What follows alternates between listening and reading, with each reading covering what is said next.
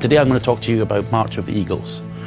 For those of you who are not familiar with the game, it's a new game we're developing. It's set in the Napoleonic Wars, running from 1805 to 1815, and it's kind of a tight focused war game on the 10 years Napoleonic Wars. So it's set in Europe.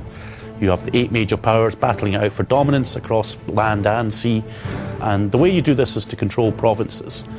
And what we've done is that each of the major powers has different provinces to control. So what it allows is like alliances convenience, because although only one of you can win, both of you may want to take provinces off the same country but different ones. So there's plenty of opportunities for alliances and backstabbing in the game.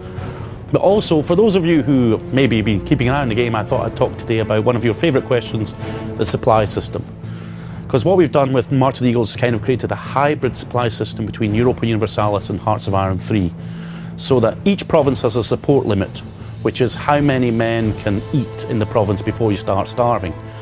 But you know, food is not enough for an army, even though Napoleon did say an army marched on its stomach. So we also have supplies, which covers things like, you know, muskets, ammunition, reinforcements, pay. And each region of your country will generate supplies. And then, you know, armies in the region will then consume them. And then what happens is that supplies will transfer from region to other regions. So if you have a chain of allies, say, stretching to Russia, then as France you can invade Russia and the supplies will flow through. But if one of your allies is rather small, then it's going to form a bottleneck, and then you've got to start trying to think, going, well, do I try and get access through Austria, and then I can start my supplies flowing?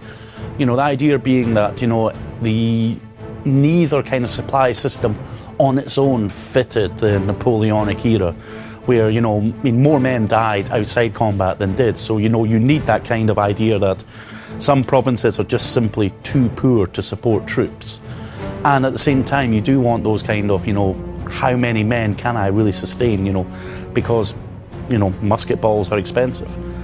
And, well, we've also added in one additional new special unit for the military system, which is the supply train. And it in itself doesn't consume any supplies, but it will carry a large number of supplies for your armies, meaning that if you're going to march off into hostile territory, if you build a few supply trains with your units, then you can abandon your supply line for, you know, a few months, conquer what you have to conquer, and then hopefully get back to your supply bases in time for you guys not to starve.